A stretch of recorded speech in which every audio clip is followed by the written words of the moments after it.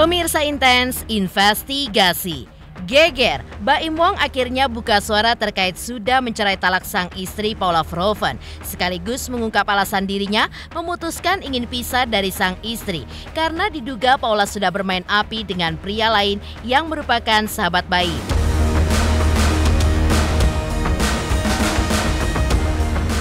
Hingga detik ini, Paula pun masih memilih diam, tak mau membeberkan statement langsung di hadapan rekan media.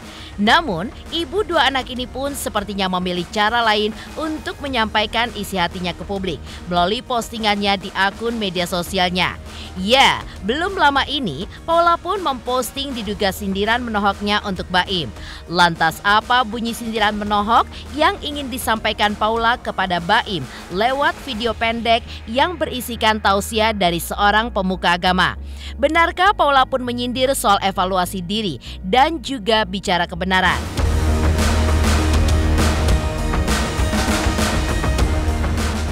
Tak hanya Paula, di halaman media sosialnya, Baim pun juga angkat bicara terkait isu yang sedang santer, bahwa ia ingin memisahkan anaknya dengan Paula.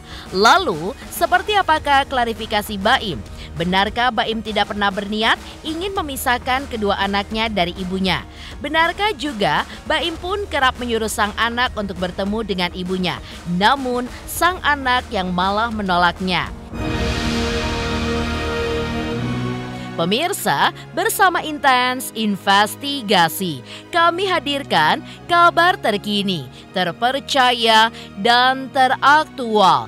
Tetapi sebelumnya, jangan lupa untuk like, subscribe, dan juga share channel YouTube ini.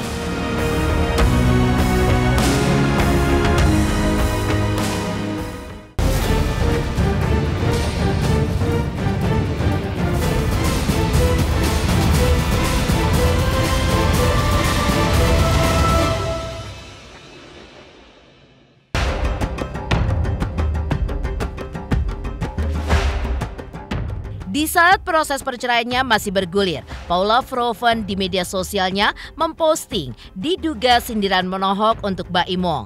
Sindiran tersebut berupa video pendek berisikan tausiah dari pemuka agama Muhammad Nuzul Zikri. Pada video tersebut menyinggung tentang evaluasi diri sendiri.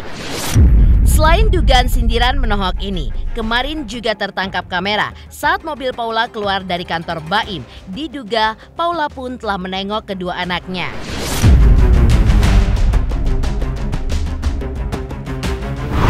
Setiap kita punya masalah, setiap kita punya problem. Alangkah naifnya kalau kita masih berpikir bahwa kita bisa menyelesaikan seluruh problem kehidupan kita. Apa yang akan terjadi nanti sore saja kita nggak akan pernah tahu. Apa yang akan terjadi 5 menit dari detik ini kita tidak pernah bisa memastikan. Begitulah manusia. Selain dugaan sindiran Paula kepada Baim, santer, Baim pun disebut sudah mengumbar aib rumah tangganya dengan mengungkap dugaan perselingkuhan yang sudah dilakukan Paula.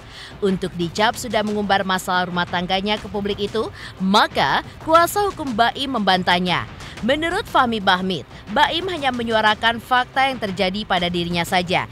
Karena menurut Fahmi, fakta yang terjadi jika ditutup-tutupi terus justru menjadi kekeliruan yang sudah terjadi di dalam rumah tangga Baim dan Paula. Apalagi sudah lebih dari 1 tahun, Baim pun mencoba merenung hingga kesabaran Baim sudah pada puncaknya dan ia pun harus mengambil sikap tegas. Sikap yang sebelumnya sudah dipertimbangkannya dengan matang-matang. Satu pertanyaan, apakah hal-hal yang salah harus dibenarkan? Apakah ada hal-hal yang salah harus selalu kita benarkan? Itu pertanyaan, jadi biar dijawab saja. Jadi Baim itu mencoba untuk, karena ini ada sesuatu yang salah, jadi kalau didiamkan, itu berarti membenarkan. Di saat kita membenarkan, berarti kita membenarkan hal-hal yang tidak baik. Apakah kita harus membenarkan hal-hal yang buruk? Apakah kita harus selalu membenarkan hal-hal yang salah? Supaya, saya pikir tidak lah ya. Jadi hal yang salah ya tetap salah. Hal yang buruk harus kita bilang buruk. Saya kan mendasarkan kepada gugatan. Gugatan sudah diajukan ke pengadilan. Tidak mungkin saya mengajukan gugatan dengan data-data yang bohong. Karena pertanggungjawabannya itu di pengadilan. Nah itu saja. Jadi apa yang dikatakan Baim Wong itu semuanya ada di gugatan. Jadi Baim setahun lebih dia diam. Ya, diam dan baru kemarin dia menyampaikan itu pun hanya pada batasan tidak lebih dari sekian persen, itu yang harus difahami. Jadi dia masih menjaga, tapi kalau semuanya dibuka nanti saya larang. Jadi ya yang harus kamu sampaikan yang real saja, biar tidak menimbulkan hal-hal yang negatif.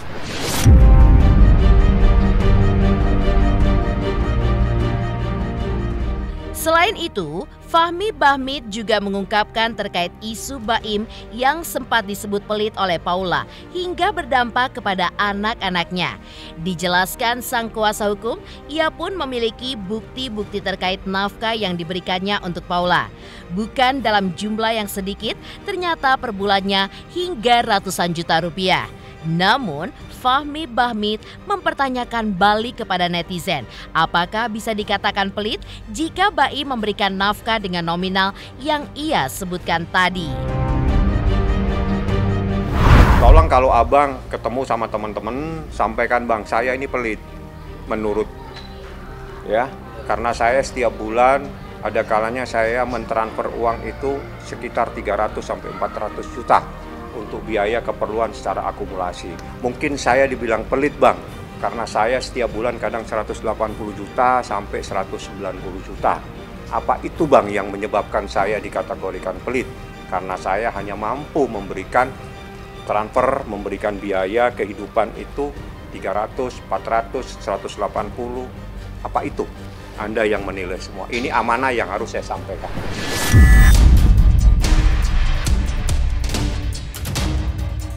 Belum cukup tudingan sudah mengumbar aib masalah rumah tangga dan pelit yang mendera Baim. Belakangan ini, Baim pun juga ditudingin memisahkan kedua anaknya dari Paula. Tak ingin membenarkan tudingan itu, pada halaman media sosialnya, Baim pun angkat bicara terkait isu yang sedang santer itu. Dan ia pun memberikan klarifikasinya seperti berikut ini. Yang bilang saya mau mengambil anak-anak atau menjauhkan anak-anak dari ibunya, itu bohong semua. Yang memulai dan menyebarkan fitnah itu, semoga diampuni dosanya. Kapanpun saya nggak pernah menghalangi anak-anak kalau mau ketemu ibunya. Dan sebaliknya juga, setiap waktu saya selalu mengajarkan anak-anak untuk mencintai ibunya. Kata-kata positif selalu saya tanamkan mengenai ibunya. Saya kadang paksa anak-anak untuk datang ke ibunya. Anak-anak tetap nggak mau. Saya selalu bilang ke ibunya untuk sabar. Kalau dipaksa, takutnya tambah nggak mau. Maaf, saya harus bicara ini karena ini menyangkut bagaimana cara saya didik anak supaya tidak ada salah paham. Sesalah-salahnya saya sebagai suami, saya nggak mau salah untuk menjadi orang tua.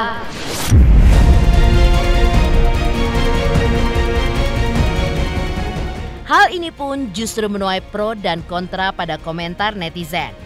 Atas dasar apa anak-anak yang gak mau ketemu sama ibunya sendiri, Mas Baim? Masa iya anak sekecil itu gak mau ketemu sama ibunya sendiri?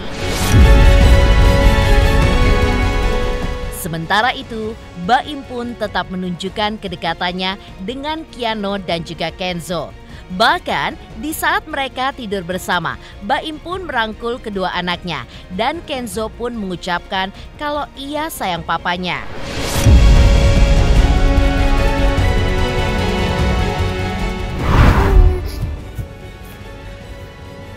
Dino, baca Aliset tadi. Ini kakak bang. Ada mau di sini. Mau di mana? Ya, dua sini. Ya sini. Nah, papa dulu itu. Aduh, sayang papa. Iya, makasih sayang. Aduh.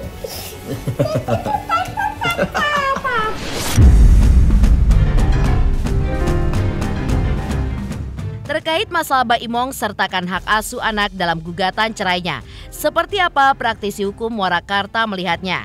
Benarkah yang terpenting sang anak merasa nyaman? Maka disitulah orang yang tepat diberikan hak asuh anak. Selamat untuk Intens Investigasi. 3 juta subscriber, luar biasa sekali 3 juta. Ya pokoknya semakin sukses lah dan bisa menghadirkan sesuatu yang memang baik untuk diperlihatkan.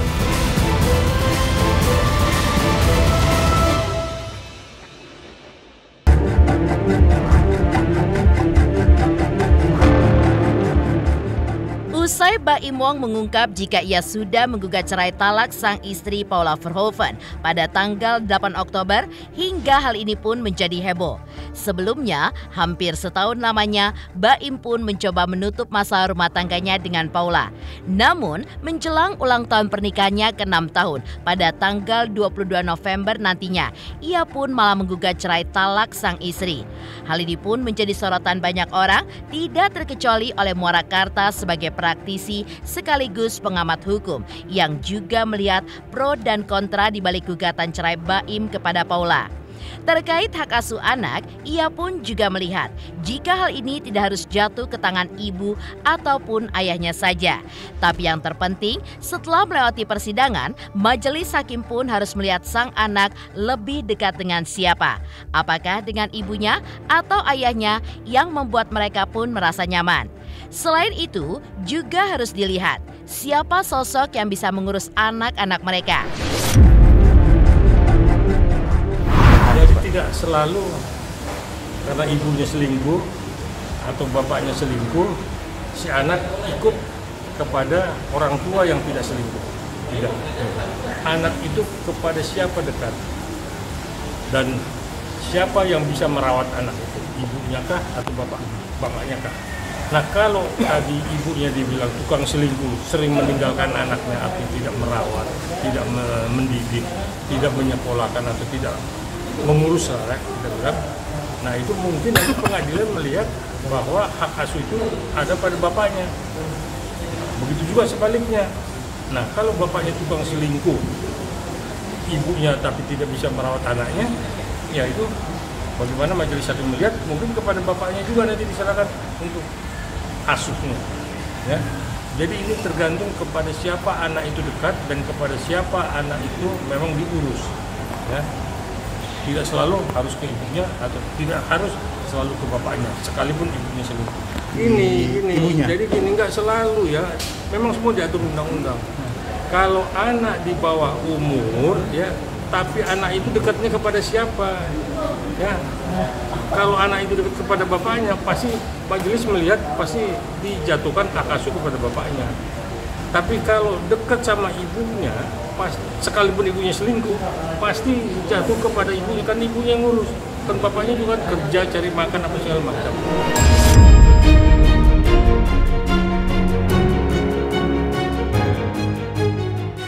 Lalu, bagaimanakah dengan tudingan Paula Verhoeven yang sempat menyebutkan jika Baim Wong diduga pelit? Benarkah tudingan ini pun dibantah oleh Nikita Mirzani? Lalu benarkah di mata sang sahabat, sosok Baim bukanlah pelit, melainkan dermawan? Halo, saya Cika Bode. Selamat untuk Intens Investigasi dengan subscribernya 3 juta. Wow, keren banget. Semoga info-infonya bermanfaat buat teman-teman semuanya. Selamat!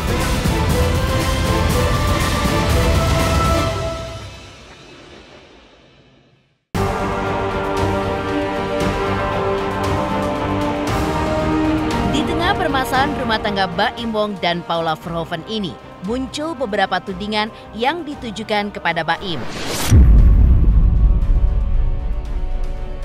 Bahkan, sang istri sendiri Paula Verhoeven pernah menuding jika Baim diduga pelit. Tudingan ini banyak disangkal oleh para sahabat Baim. Di antaranya adalah Nikita Mirzani. Sebagai sahabat, Nikita pun menegaskan kalau sosok sang aktor bukanlah sosok yang pelit. Namun, sebagai manusia pasti semuanya memiliki perhitungan. Apalagi, baru-baru ini, Nikita pun juga memiliki pengalaman meminjam tempat yang merupakan milik Baim. Namun, ia malah dibebaskan tidak harus membayar. Padahal saat itu Nikita pun tidak minta dibayarin. Selain itu, diungkap pula oleh Nikita, sosok Baim juga bukan sosok yang tidak punya uang. Jadi menurutnya tidak mungkin Baim bisa pelit kepada keluarganya sendiri.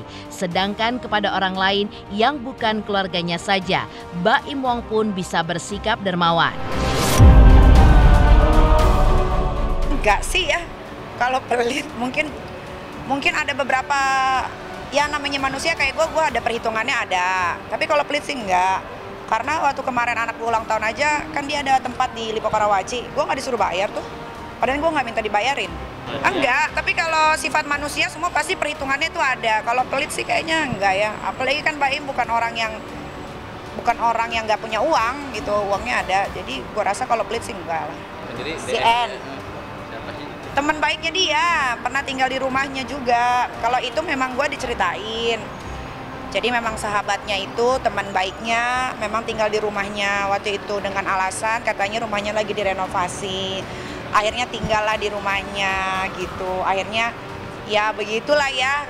Kalau gue nggak bisa bilang lebih lanjut karena gue tidak berada di tempat. Cuman kalau yang gue dengar dari hasil rekaman, ya gue kalau jadi Baim sih gue akan mengambil langkah yang sama, bercerai. Bercerai itu kan bukan berarti musuhan kan. Gue aja sama mantan suami yang pertama sampai detik ini masih berteman. Cuman yang lain-lain memang berantem gitu. Ya nggak ngerti juga kenapa berantem. Kalau gue sama mantan suami gue yang pertama sih nggak berantem sih, sampai sekarang masih layaknya sebagai teman karena ada anak juga kan.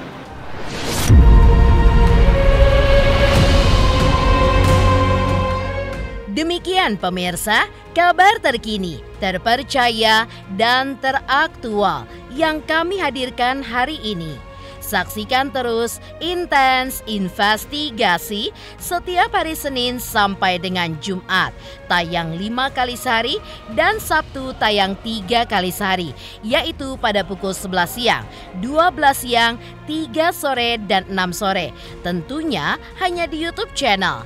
Dan pastikan jangan lupa untuk like, subscribe, share, dan komen channel Intens Investigasi.